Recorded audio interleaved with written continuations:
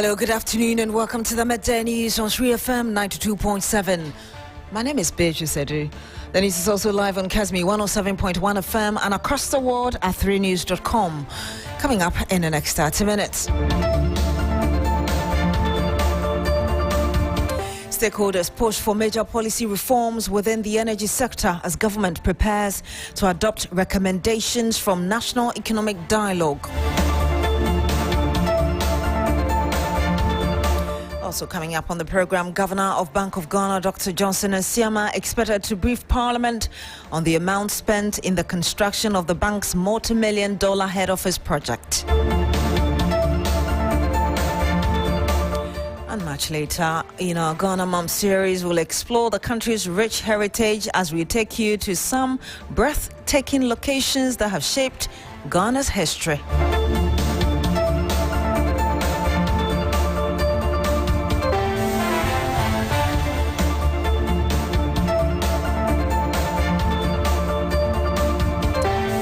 Thank you very much for joining us this afternoon. Now, expect to see major reforms, including the possible privatization of VRA, WePower, and some selected assets to offset energy sector debt when the finance minister reads out the budget next week.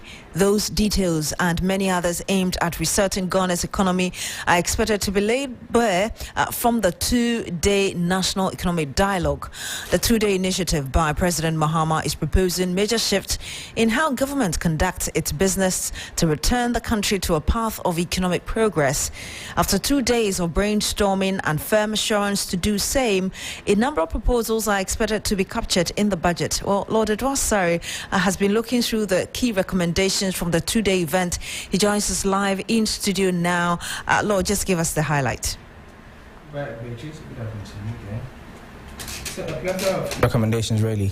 So under restoring macroeconomic stability, a few of them, so such as implementing major tax reforms that expand the tax net. There's also overhauling the public financial management system, and then ensuring compliance of the Act 2016 Act 921, and also reforming the Fiscal Responsibility Act 2018.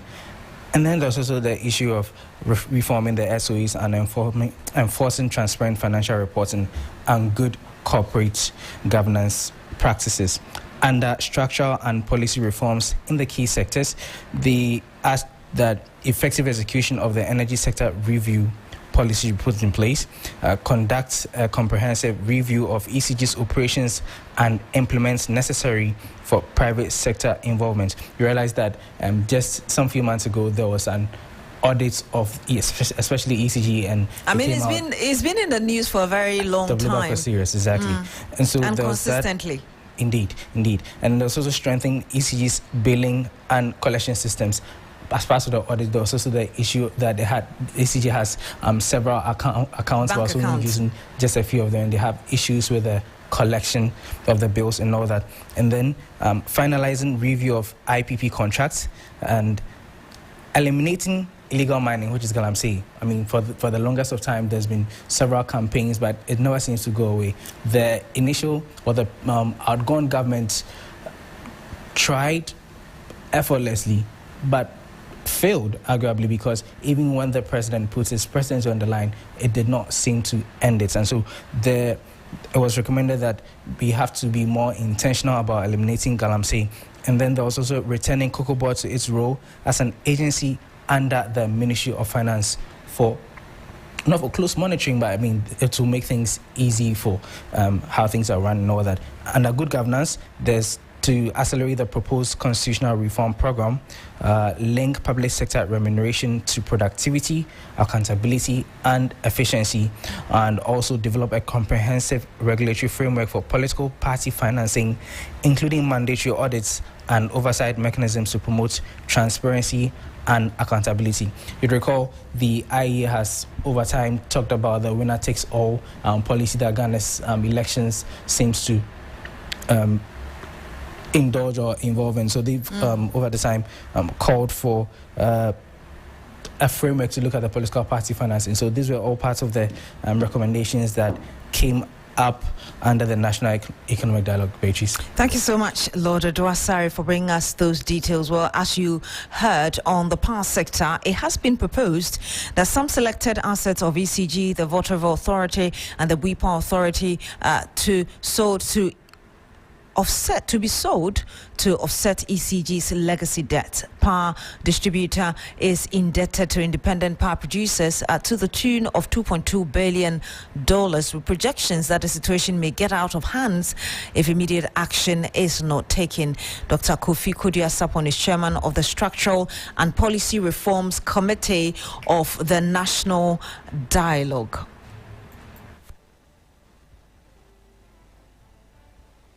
With regard to the legacy debts, we believe there should be a vehicle to raise funds to service the legacy debts, while ensuring all the necessary protocols are complied with. The options include create an opportunity to release ECG equity in fiscal assets to raise funds, a form of privatization, but it's something that we need to be thought through carefully. Then also, VRA has got some thermal assets that we believe VRA and BUI, if they have to run on hydro, then maybe these thermal assets can be put together and in one form or other raise money, either as a joint venture with another person or sell the assets completely. And you heard Dr. Kofi Kodia-Sapon, he's chairman of the Structural and Policy Reforms Committee at the National Dialogue. We do apologize for the poor quality of that sound. Derek Hache is senior research analyst at the Institute for Energy Security. He joins us live on the phone. Good afternoon to you, sir. Thank you so much for joining us. Beatrice, good afternoon. Thanks for the opportunity. I mean, we know that ECG's legacy debt exceeds $2 billion. In your view, really, what systemic factors have contributed most significantly to this crisis? Please pardon me again.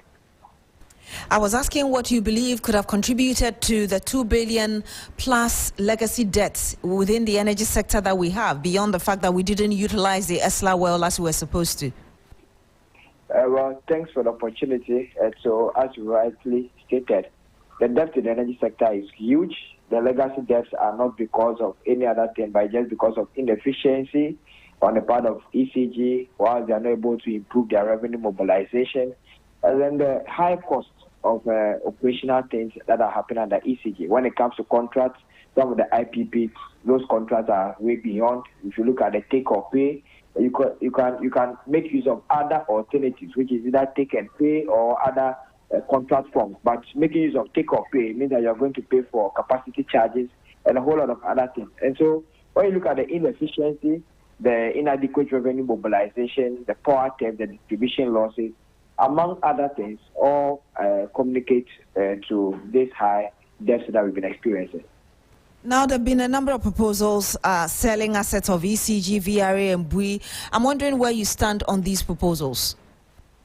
Well, in this proper collaboration and then a consultation, because when you look at the sale of these assets, they propose a measure between, if anything, VRA and BUI power, because they are both operating on hydro. And so when it comes to operational efficiency and then reducing costs, it means that they'll be able to ensure optimal efficiency. That is a good thing. But VRA combines thermal part of it. When you look at the thermal, it has a higher cost of generating power as compared to that of the hydro. And so if it is thermal, what will you want to make use of? Will you continue to make use of the light crude, or you want to make use of the natural gas, which now gives you some net savings when it comes to tariff adjustment? And so if you also want capital, because when you look at the proposal, it is to eliminate the legacy debt. Now, how do you eliminate this legacy debt?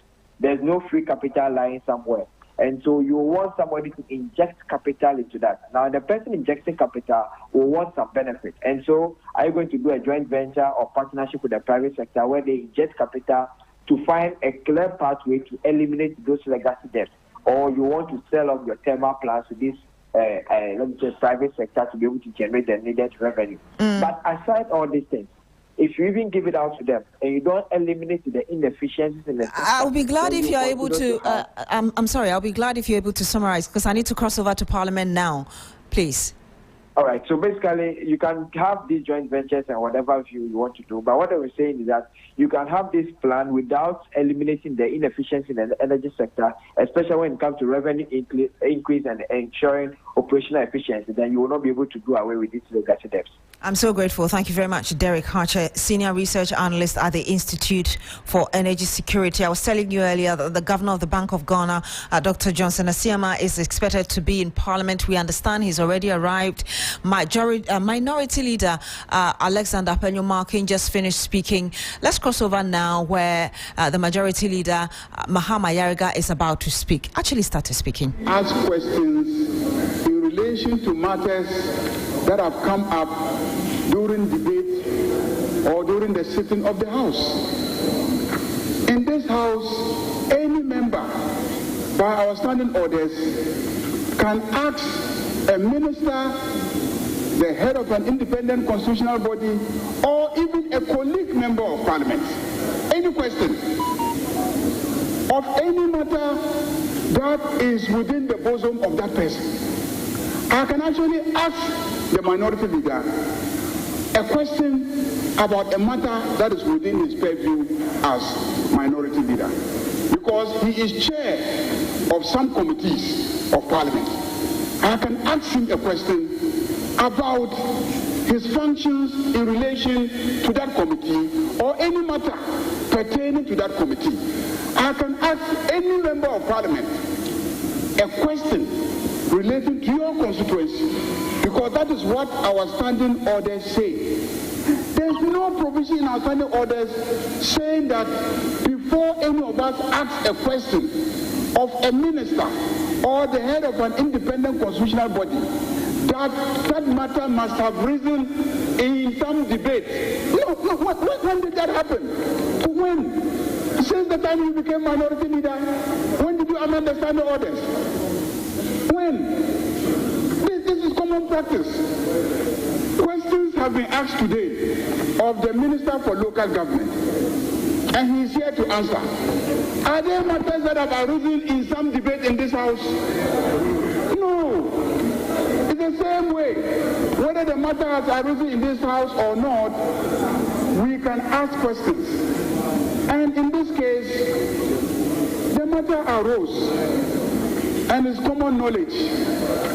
And the rules say that if the matter is of public interest and within the bosom of the head of the independent constitutional body, then we can ask them questions. And I gave the Speaker notice. The Speaker said, okay, go ahead. Then I went to Business Committee meeting. I drew the attention of Business Committee that because these questions are asked at the Committee of the Whole sittings, for independent constitutional bodies, it should be at Committee of the Whole sittings. So I requested for a Committee of the Whole sitting today for the governor to come and answer the question. And at Business Committee, they agreed. The members were there, 4 of them. They did not object. We came to this House to present the report of the Business Committee, and I repeated it. I indicated that at Business Committee, it was agreed unanimously that the governor will be scheduled to come today and come and answer a question specifically relating to the cost of the Bank of Ghana head office building. Nobody objected in this House. Nobody. The only matter that you objected to was the issue of the allocation of speaking numbers to both sides of the House. Everything else was adopted in this House. And the clerk then wrote to the governor, summoning the governor to come and then address us, answer the question, apprise us of the cost of the head office building of the Bank of Ghana. Mr. Speaker, I don't know what this hula baloo is all about. I don't know whether there is an attempt to run away from that answer. I don't know whether people are afraid of the information that the governor will be providing. Mr. Speaker, this is a matter that the public has an interest. Thousands of people demonstrated in this country. In fact, this House, about 136 members of Parliament, marched to the old head office building of the Bank of Ghana to present a petition in relation to this particular matter. I am surprised that when a governor becomes available to come and give answers relating to the cost, some people will be seeking to run away from it. Mr. Speaker, what is all this? Let's just sit and listen to the governor. Let him tell us the cost. It's a public asset. They use public money to procure it. And we represent the public here. And we want to know how much it costs. How is that an issue? Even if there is, let's say that some anomaly in the procedure, please, in the interest of the public, let us hear him. Oh, it's okay. All right, it's okay. Mr. Speaker, can we invite the governor to come and give us the cost of the building?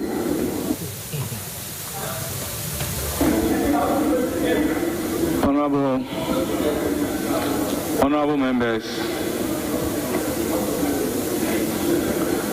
it has been said that this House is not against accountability.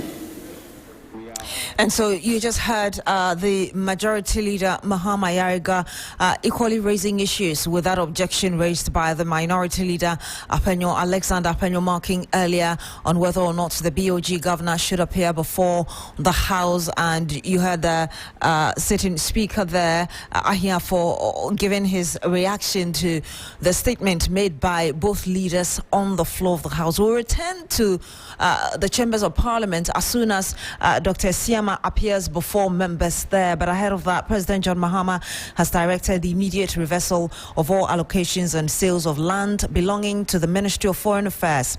The Sector Minister Samuel Okudzeto-Ablakwa, who disclosed this in a social media post, said that the move was to safeguard state assets and prevent further encroachment on public lands. He said that the directive specifically affects lands adjoining the Foreign Affairs Ministry at Airport Residential, which had reportedly been allocated to 7 organizations and individuals under the previous government. Now, the Minister for Roads and Highways, Kwame Govins Abuja, has urged contractors working on the Ofanko and Sawem Road to accelerate work despite financial and legal challenges. During an inspection tour, he emphasized the need to reduce the frustration of road users. Now, the project manager, Mahama Abdullahi, cited delayed payment, compensation issues and ongoing legal battles over 80 cases in court as major reasons for the project slowed down. He explained that while work had not completely stalled, financial constraints had affected progress. He also noted challenges in relocating affected persons, which have further delayed construction. However, the minister pointed out that the contractor's latest payment request submitted in January was still within the 90-day processing period and urged the company to keep the work going. Today we can see some of the things the public were complaining about have been done. One of them is their inability to water the road to reduce the dust. Today we can see a lot of watering going on. We can see a lot more scarifying and reshaping and rolling going on, which means that at least the surface temporarily will be better than it is. That is what we are asking them to continue to do until a significant amount of payment is made to them. We are not saying that without money they can continue to work at the same pace. But as long as we are still yet to get to a point where we've gone beyond the 90 days period, I think they should continue to do their best to make sure that the public is comfortable with, at least the public is aware this is a construction site. So nobody is expected to drive at 60, 70 kilometers through this place. But it should be reasonably motorable. So we take note of those things. The president is committed to continuing and completing every ongoing project as long as the fiscal space and the financing of this project can be made available by the finance minister. We all listen to the outcome of the economic forum yesterday. We are not in a good place financially. Despite that, we are committed to completing projects like this because this is another priority project. So we encourage the contractors and the consultants to continue to work to make sure that in the interval, all these works continue. We don't want to leave this place and then the watering ceases in the afternoon. We want to see, because the public will get to know you have actually stopped. and then we are not going to be happy. We will report back to the president on what we have seen, and I know he's working feverishly to make sure that we raise the necessary resources to actually retire the certificate of this contractor and other contractors working on all projects across the country. So. And you had the Minister for Roads and Highways, Kwame Govins Abuja. Deborah Mensah is with the minister. She joins us live on the line. Debbie, what can you tell us?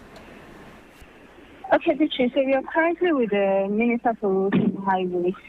He has visited the Isawim and Afanko Road.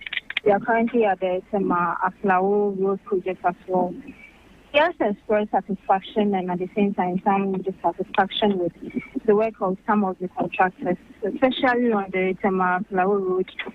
He has expressed that he is unhappy that the project hasn't been completed because some monies are still with the contractors and they are expecting the work to be completed by now.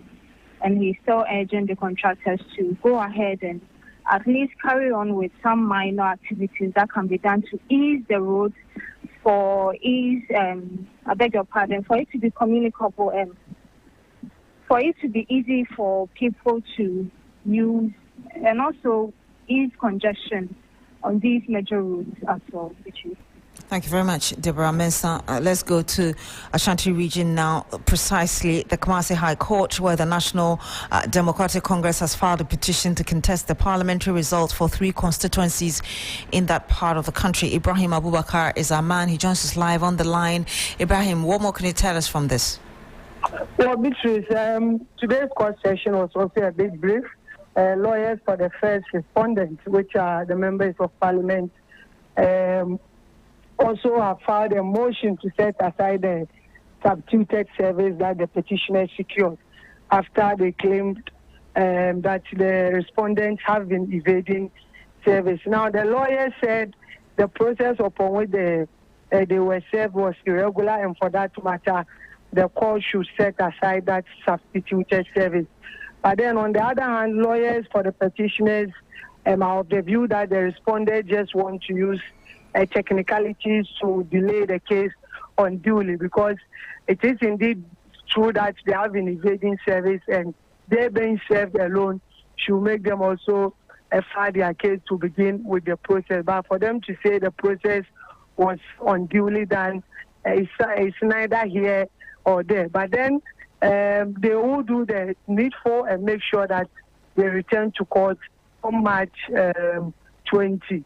A lawyer for the petitioners, Evans Amankwa, has been speaking to the media after the court proceeding. I'm sorry, Ibrahim, we don't have that, but can you summarize exactly what he said to us? Well, briefly, he's saying that they will pursue this matter to the latter and ensure that the people of Afano Southwest, Afano North, and Obuasi East, at the end of the day, get the representatives that they truly voted for to represent them in Parliament. Thank you so much, Ibrahim Abubakar. He's our correspondent in the Ashanti region. Now, Ghana is a country steeped in rich history and culture. In this report, Judith Brown takes us on a journey through some locations that have shaped the country's history. Listen. Ghana's history, as far as independence is concerned, traces its roots back to a popular stretch, the Atta Mills High Street. Along this stretch are a number of key landmarks in the history of Ghana's independence struggle. We start in Jamestown, where the Usher Fort and James Fort are located. Behind me is the Usher Fort. Well, this fort dates way back to 1649 when it was built by the Dutch as a strategic trading post along the coast of what is now Ghana. Previously, it was known as Fort Krefker. It later changed hands several times until it fell under British control in the 19th century. Well, Usher Fort would later play a significant role in Ghana's struggle for independence. Our next stop is right here on the Castle Road. Now, at this very spot, on 28 February 1948, exactly 75 years ago, a peaceful demonstration by World War II veterans turned tragic a number of ex-servicemen were marching all the way from Accra to Christiansburg Castle to present a petition to the governor over unpaid war benefits. Well, the colonial police chief then ordered them to disperse, and in the chaos... We'll bring you the full report later, but let's cross over now to Parliament because Dr. Siama, Governor of the Bank of Ghana, is now before the House addressing members. We'll shed light on the issues such as cost, rationale, and payments, etc. And we are happy to answer questions that you will have on those reports. Mr. Speaker, we do recognize the significant public interest in the development of the new corporate headquarters. While this project was initiated before our tenure, we are fully aware of our responsibility to manage resources efficiently and to operate with transparency. Mr. Speaker, the reconstituted Bank of Ghana board will be sworn in next week, and the board will begin reviewing some of these legacy issues. Indeed, Mr. Speaker, we have scheduled for board agenda a detailed briefing on the new Bank of Ghana building by the project team members, and we intend to seek authorization from the board to engage AESL for a value for money audit into the new building. We believe this will bring clarity to the matter, and we believe this will bring closure to the issue of our new Bank of Ghana building. Mr. Speaker, as I said, the documents we have provided and submitted to leadership contains most of the issues you have requested, and we urge you to go through it and ask your questions to my team.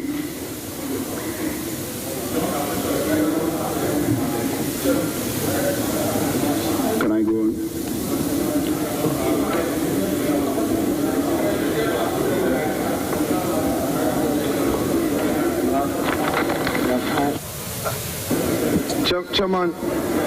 Chairman, with respect, the governor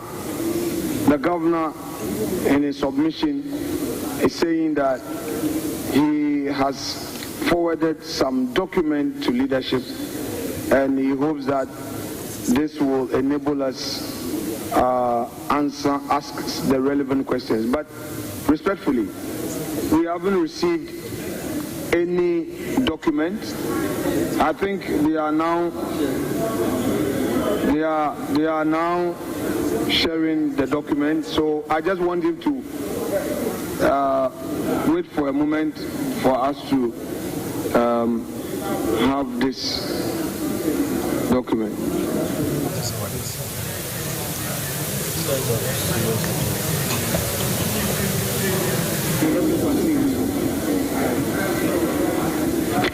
Thank you, Honorable Minority Leader.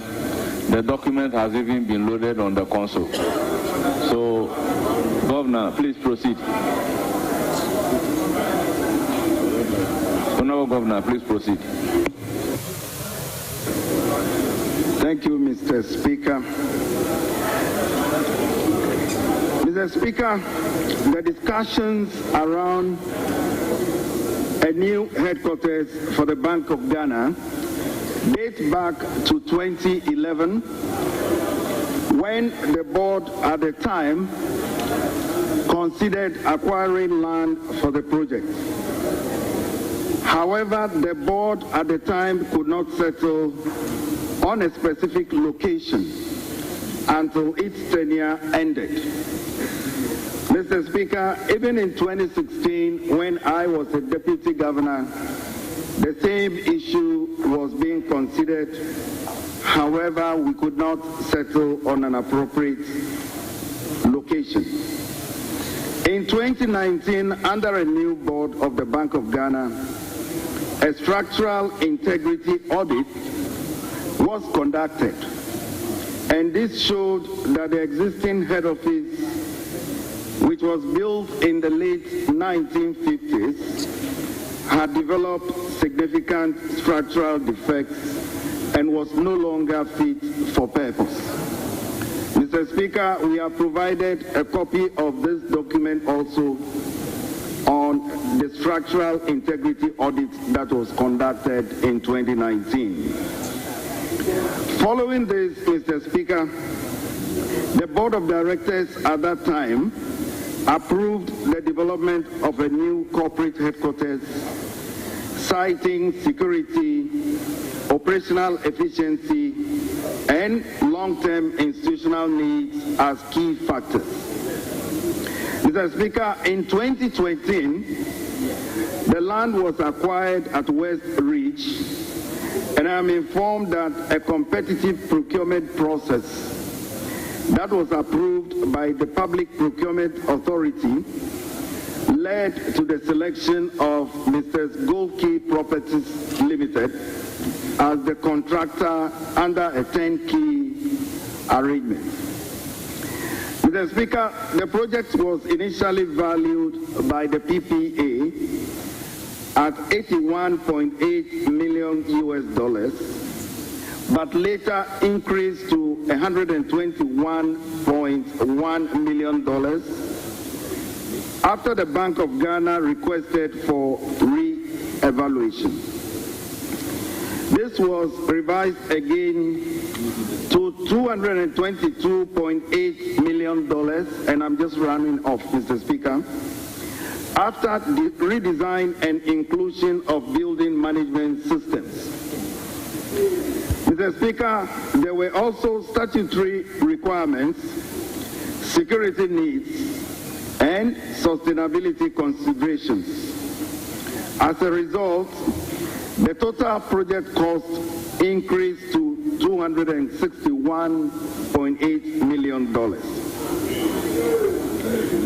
Mr. Speaker, as of February this year, a total of $230 million approximately has been paid towards the project, with an outstanding balance of $31.8 million to be paid to the contractor. Mr. Speaker, a total of $48.3 million has been paid in taxes and levies that were related to the construction. Mr. Speaker, beyond the core building, separate contracts were awarded for other infrastructure. These include ICT systems and network infrastructure, which was awarded at a cost of $8.6 million, integrated electronic security systems, which was awarded at a cost of $15.8 million, and furniture and furnishings that was also awarded at $11.1 million. Mr. Speaker, these elements were included to ensure that the bank operates in a secure and technologically advanced environment in line with the needs of a modern central bank.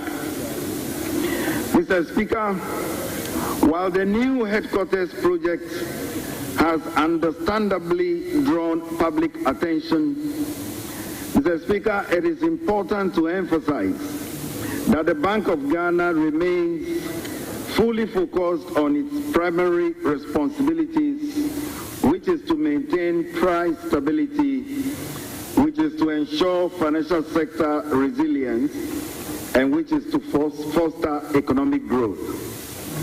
These are the priorities that guide our actions. As an independent central bank, we recognize, Mr. Speaker, that public trust is fundamental to our operations, And that trust is built on transparency, sound decision-making, and a demonstrated commitment to prudent financial management. Mr. Speaker, we want to assure this Honorable House that the new board will exercise its oversight responsibilities efficiently, and the new board will ensure value for money in all our undertakings. Mr. Speaker, once again, I thank you for the invitation. Thank you. Thank you very much, Honorable Governor for Bank of Ghana and your team. Honorable members, I intend to open the floor for some questions, clarifications.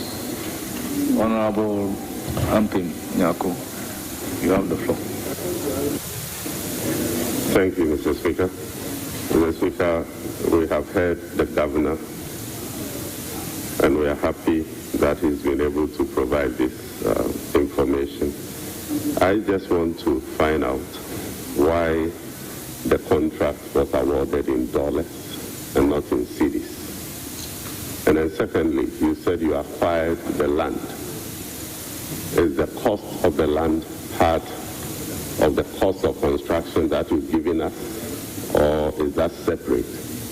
And if it is separate, have you paid fully for the cost of the land? Thank you.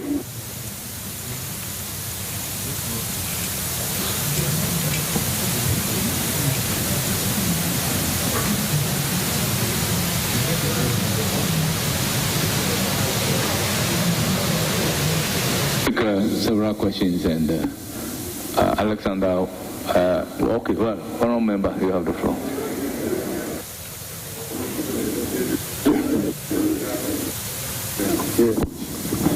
Thank you very much, Right Honorable Speaker. I have a couple of questions for the governor. The first, I will reference into paragraph 18 of the document he shared, which is talking about the cost per square meter of the building. 3FM 92.7. He's saying that the cost per square meter of this head office building is $2,068, which compares with international standard of $2,658. And so, from his own statement in paragraph 18, the value per square meter of the building is way below what it is compared to international standards. If the governor is aware, if you check with EcoBank Ghana, all the buildings that have been built here in this country in comparative terms, the cost per square meter is still even lower in the case of the Bank of Ghana than even the EcoBank building. And so this assertion, even with all the security complexities of the building that we see today, the issue of value for money that you're talking about, I think it is adequately addressed over here. The second question I want to refer him to.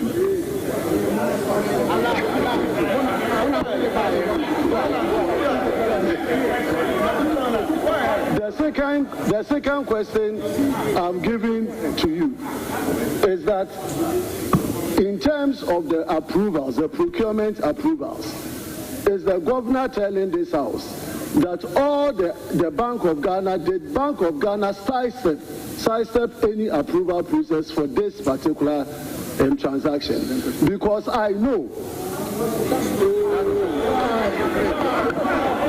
Okay. So can the governor tell us if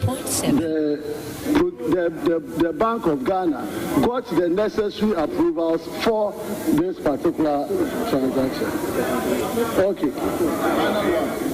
My final question to the governor is whether the governor, as we speak now, is in occupation of this particular building. Thank you.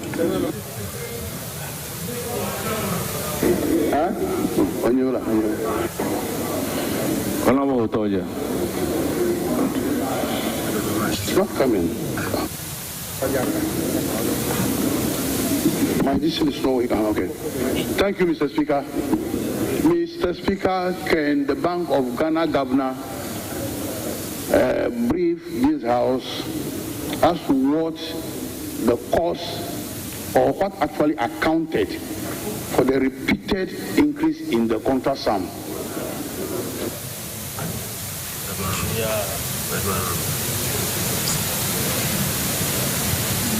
Honorable Yakumpo. This is 3FM. Yo se tanana tanana, yo se tanana tanana. Anya be taxi de vagona.